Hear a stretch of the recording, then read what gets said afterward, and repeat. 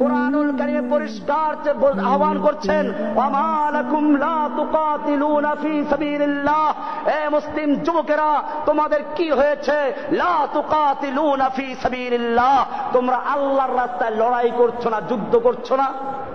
ওয়াল মুস্তাদআফিনা মিনার রিজালি one নিসাই ওয়াল বিলদান, অথচ অসহায় বুড়া মানুষেরা, শিশুরা, নারীরা ফরিয়াদ করে বলছে, রব্বানা রব্বানা আখরিজনা মিন হাযিহিল ক্বরিয়াতি যালিমা আহলুহা, হে আমাদের রব, আমাদেরকে জালিম অধ্যুষিত জনপদ থেকে রক্ষা করো। ওয়াজআল লানা মিন লাদুনকা ওয়ালিয়া, আমাদের জন্য তুমি তোমার পক্ষ থেকে ওলি নেতা পাঠাও। ওয়াজআল লানা মিন লাদুনকা নাসীরা, তুমি আমাদের জন্য তোমার পক্ষ থেকে সাহায্যকারী পাঠাও। ও আমার ভাইয়েরা, আল্লাহ তাআলা আহ্বান করছেন, কেন তোমরা লড়াই করছো না, যুদ্ধ করছো না? অথচ আফগানিস্তান থেকে, কাশ্মীর থেকে, আরাকান থেকে, ফিলিস্তিন থেকে, ইরাক থেকে, চতুর্দিক থেকে অসহায় শিশু, নারীরা ফরিয়াদ করছে, আল্লাহ আমাদেরকে বাঁচাবার জন্য, জালিমদের থেকে রক্ষা করার জন্য আমাদেরকে নেতা পাঠাও, আমাদেরকে সাহায্যকারী পাঠাও। সেই সাহায্যকারী হবে কারা? তোমাদের কি হতে হবে? ফির তুঝে একবার করনি है जहां की रहबरी, उठ खुदा के नाम लेकर फिर आलम बरदार बान। ও আমার যুবকেরা, আবার তোমাকে সেই সালাহুদ্দিন আইয়ুবী, মোহাম্মদ বিন কাসেম, তারেক বিন জিয়াদের মতো আবার ময়দানে ঝাঁপিয়ে পড়তে হবে। আমাদের সামনে বাধা আসবে, সেই বাধাকে উপেক্ষা করে ময়দানে ঝাঁপিয়ে পড়তে হবে। আমাদেরকে কাফেরদের শক্তি যত বেশি হোক না, কোনো পরোয়া করা চলবে না।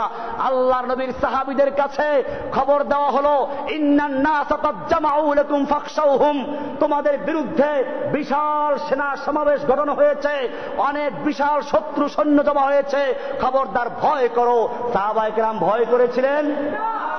আমাদের সামনেও যত বড় শক্তি থাকুক না কেন, আজকে আমেরিকার বিশাল শক্তি, হিন্দুদের বিশাল শক্তি কাশ্মীরি মুসলমানদের হত্যা করছে, আমরা কিছুই বলছি না। আমাদের ক্ষমতা কি? আল্লাহ তাআলা বলেছেন, কাম মিন ফিয়াতিন কালিলাতিন গালাবাত ফিয়াতান কাসীরাতান বিইজনিল্লাহ, কত ক্ষুদ্র ক্ষুদ্র বাহিনী বিশাল বিশাল বাহিনীর বিরুদ্ধে বিজয় লাভ করেছে। কার হুকুমে? কার সাহায্যে? কারণ মুমিনদের মাওলা কে? আল্লাহ তাআলা বলছেন, যালিকা বিআন্নাল্লাহা মাওলাল্লাযীনা আমানু ওয়া আন্নাল কাফিরিনা লা মাওলা লাহুম, মুমিনদের মাওলা হচ্ছেন আল্লাহ, কাফিরদের কোনো মাওলা নাই। বুশের কোনো মাওলা নাই, ওবামার কোনো মাওলা নাই, হিন্দুর কোনো মাওলা নাই, খ্রিস্টানদের মাওলা নাই, ওদের কোনো মাওলা নাই। মুমিনদের মাওলা কে? যালিকা বিআন্নাল্লাহা মাওলাল্লাযীনা আমানু ওয়া আন্নাল কাফিরিনা লা মাওলা লাহুম, ওদের কোনো মাওলা নেই। আমার ভাইয়েরা, মনে রাখতে হবে, আজকে আমাদের সামনে যে কাফেরদের এত বড় আস্পর্ধা কি জন্য? আমরা চিন্তা করি, অনেকে বলে ঈমানকে মজবুত করে তারপরে মোকাবেলা করতে হবে।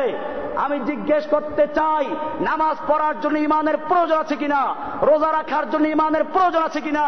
আল্লাহ তাআলা নামাজীদেরকে বলেছেন, ইয়া আইয়ুহাল্লাযীনা আমানু, ঈমানদারদের জন্য বলেছেন নামাজ কায়েম করার জন্য, ঈমানদারদেরকে বলেছেন রোজা রাখার জন্য, ঈমানদারদেরকে বলেছেন হজ করার জন্য। যেই ঈমান নিয়ে নামাজ পড়া যায়, যেই পরিমাণ ঈমান দিয়ে রোজা রাখা যায়, যেই পরিমাণ ঈমান দিয়ে হজ করা যায়, সেই পরিমাণ ঈমান হলেই আল্লাহর রাস্তায় জিহাদ করাও যায়। এই জন্য মনে রাখতে হবে, মুসলিমরা লড়াই করে কার জন্য? এই জন্য শক্তি আসবে কোত্থেকে? আল্লাহর নবী যতগুলো যুদ্ধ করেছিলেন, সবগুলো যুদ্ধতে মুসলমানদের সৈন্য কাফেরদের চেয়ে বেশি ছিল না কম ছিল? কম ছিল। একটা যুদ্ধে খালি বেশি ছিল, হুনাইনের যুদ্ধে। সেই যুদ্ধে মুসলিমরা মার খেয়েছিল। কি হয়েছিল? প্রথম দিকে মার খেয়েছিল। আল্লাহ কোরআনে বলেছেন, ওয়ায়াউমা হুনাইনিন ইয আ'জাবাতকুম কাসরাতুকুম, তোমাদের সংখ্যাধিক্যতা যখন তোমাদের কাছে খুব অহংকারের কারণ হয়েছিল, তোমাদের কাছে খুব ভালো লেগেছিল, তখন আল্লাহ তাআলা তোমাদের সেইটা কোনো উপকার আসে নাই।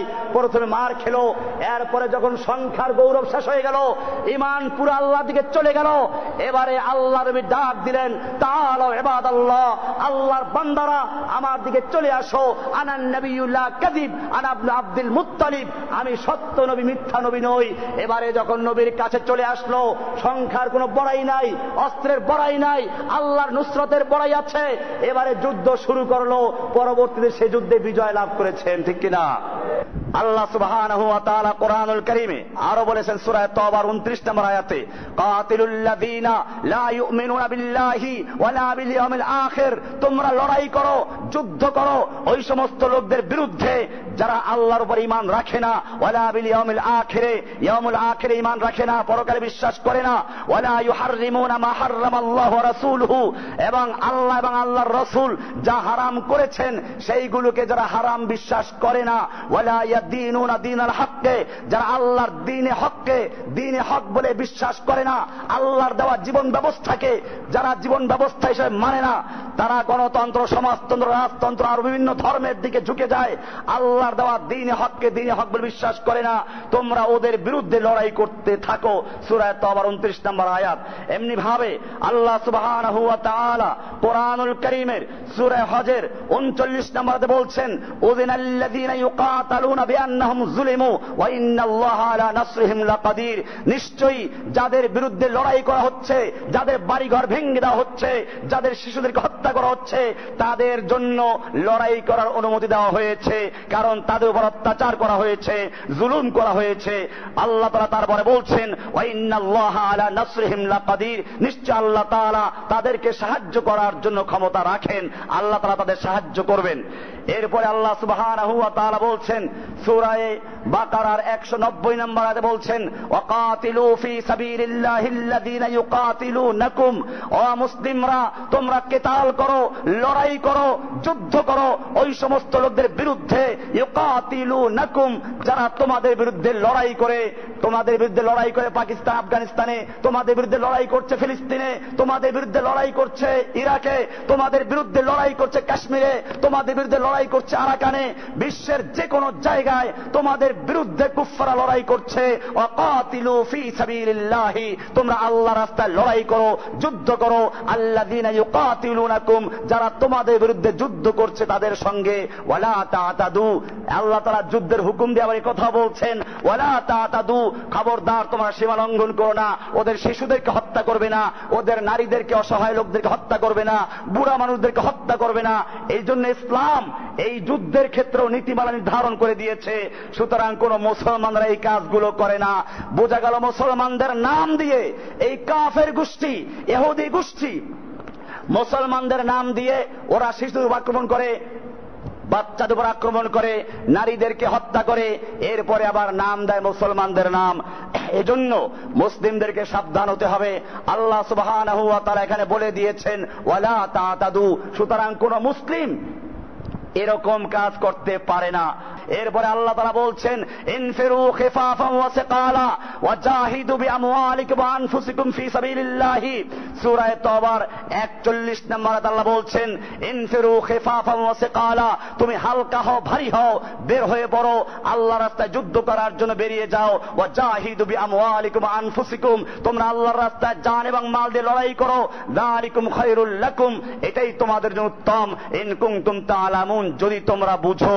এখানে বলা হয়েছে ইনফিরু খিফাফান ওয়া সিকালা, খিফাফান হালকা হও, সিকালান ভারী হও। খিফাফান তুমি যুবক হও, সিকালান তুমি বুড়া হও। খিফাফান অস্ত্র থাকুক, সিকালান অস্ত্র না থাকুক, তুমি যে অবস্থায় থাকো, তোমার সৈন্য কম থাকুক, ওদের সৈন্য বেশি থাকুক, যে অবস্থায় তুমি থাকো, ইনফিরু খিফাফান ওয়া সিকালা, আল্লাহর রাস্তায় তোমরা বেরিয়ে পড়ো, হালকা হও, ভারী হও, সর্বাবস্থায় আল্লাহর রাস্তায় লড়াই করার জন্য বের হয়ে পড়ো। ভাইরা আমার, এরপরে আল্লাহ তাআলা বলছেন, আমাদেরকে ধিক্কার দিচ্ছেন, ইয়া আইয়ুহাল্লাযীনা আমানু মা লাকুম ইযা ক্বিলা লাকুম ইনফিরু ফি সাবিলিল্লাহি ইসসাকালতুম ইলাল আরদে, হে ঈমানদারগণ, তোমাদের কি হয়েছে? তোমাদেরকে যখন বলা হয় আল্লাহর রাস্তায় যুদ্ধ করার জন্য বের হও, ইসসাকালতুম ইলাল আরদে, তোমরা জমিনের সাথে একেবারে জড়িয়ে ধরো, আঁকড়ে ধরো, উপর হয়ে জমিনকে ভালো করে ধরো, যেন কেউ টেনে হেঁচড়েও যুদ্ধের ময়দানে নিতে না পারে। ইসসাকালতুম ইলাল আরদে আরাদিতুম বিল হায়াতিদ দুনিয়া মিনাল আখিরাতে, তোমরা কি আখিরাতের পরিবর্তে দুনিয়ার জীবনটা নিয়ে সন্তুষ্ট হয়ে গেলে? ফামা মাতাউল হায়াতিদ দুনিয়া ফিল আখিরাতি ইল্লা কালিল, জেনে রাখো আখিরাতের তুলনায় দুনিয়ার জীবন সামান্য কিছু ছাড়া কিছুই নয়। এরপরে আল্লাহ বলছেন, ইল্লা তানফিরু, জেনে রাখো তোমরা যদি আল্লাহর রাস্তায় যুদ্ধ করতে বের না হও, লড়াই না করো, ইউআযিবকুম আযাবান আলীমা, আল্লাহ তোমাদেরকে কষ্টদায়ক, মর্ম মন্তুদ শাস্তি দিয়ে দুনিয়া থেকে বিদায় করবেন। এরপরে ওয়াইস্তাবদিল কওমান গায়রাকুম, আল্লাহ তোমাদের পরিবর্তে অন্য আরেকটা জাতিকে সৃষ্টি করবেন, অন্য জাতিকে ইসলাম গ্রহণ করাবেন, তাদেরকে তোমাদের স্থলাভিষিক্ত করবেন। এরপরে জেনে রাখো ওয়ালা তাদুররুহু শাইআ, তোমরা আল্লাহর কোনো ক্ষতি করতে পারবে না। আল্লাহু আলা কুল্লি শাইইন কাদির, আল্লাহ তাআলা সবকিছু করার ক্ষমতা রাখেন। কাজে তোমরা যদি জিহাদকে ভুলে যাও, তোমরা যদি নিজের সন্তান স্ত্রীদেরকে বসে আরাম করতে থাকো, আল্লাহর দ্বীন যদি ভুলুণ্ঠিত হয়ে যায়, আল্লাহর দ্বীন যদি ধ্বংস করা হয়, তাহলে জেনে রাখো আল্লাহ তোমাদেরকে ধ্বংস করে তোমাদের পরিবর্তে অন্য জাতি সৃষ্টি করবেন এবং তাদেরকে আল্লাহ তাআলা দ্বীনের জন্য জিহাদ করার তৌফিক দিবেন। আজকে এই বুখারী শরীফ যেই দেশে বসে লেখা হয়েছিল সেখানে ইসলাম নেই, আমাদেরকে জন্য আবার তৈরি হতে হবে। সেজন্য আমি কোরআনুল কারীমের একটা আয়াত দিয়ে আপনাদেরকে ইঙ্গিত করছি। আল্লাহ তাআলা বলছেন, ইয়া আইয়ুহাল্লাযীনা আমানু, হে ঈমানদারগণ, মাইয়ারতাদ্দা মিনকুম আন দীনিহি, তোমাদের মধ্য থেকে যে কেউ মুরতাদ হয়ে যায়, তোমরা যদি দ্বীনকে ছেড়ে দাও তাতে আল্লাহর কিছু আসে যায় না। জেনে রাখো ফাসাউফা ইয়াতিল্লাহু বিকওম, আল্লাহ তাআলা অচিরেই এমন এক জাতি সৃষ্টি করবেন, তোমাদেরকে ধ্বংস করে দিয়ে, তোমাদেরকে গজব দিয়ে, তোমাদেরকে শেষ করে দিয়ে এমন এক জাতি তৈরি করবেন। ইয়াতিল্লাহু বিকওম ইউহিব্বুহুম ওয়া ইউহিব্বুনাহু, যাদেরকে আল্লাহ নিজে ভালোবাসবেন আর তারাও আল্লাহকে ভালোবাসবে। আজিল্লাতিন আলাল মুমিনিন, যারা মুমিনদের প্রতি হবে বিনয়ী। আইজ্জাতিন আলাল কাফিরিন, কাফেরদের প্রতি কঠোর। ইউজাহিদুনা ফি সাবিলিল্লাহ, এমন লোকদেরকে তৈরি করবেন যারা আল্লাহর রাস্তায় লড়াই করবে। ওয়ালা ইয়াখাফুনা লাওমাতা লাইম, তারা কোন তিরস্কারকারী, কোন নিন্দুকের নিন্দা, কে নিন্দা করলো, কে সন্ত্রাসী বললো, কে জঙ্গিবাদী বললো, তার পরোয়া করবে না, তারা আল্লাহর রাস্তায় লড়াই চালিয়ে যাবে। আমার ভাইয়েরা, আল্লাহ সুবহানাহু ওয়া তাআলা আমাদেরকে আহ্বান করেছেন, আমরা সে আহ্বানের সাড়া দিতে তৈরি আছি ইনশাআল্লাহ।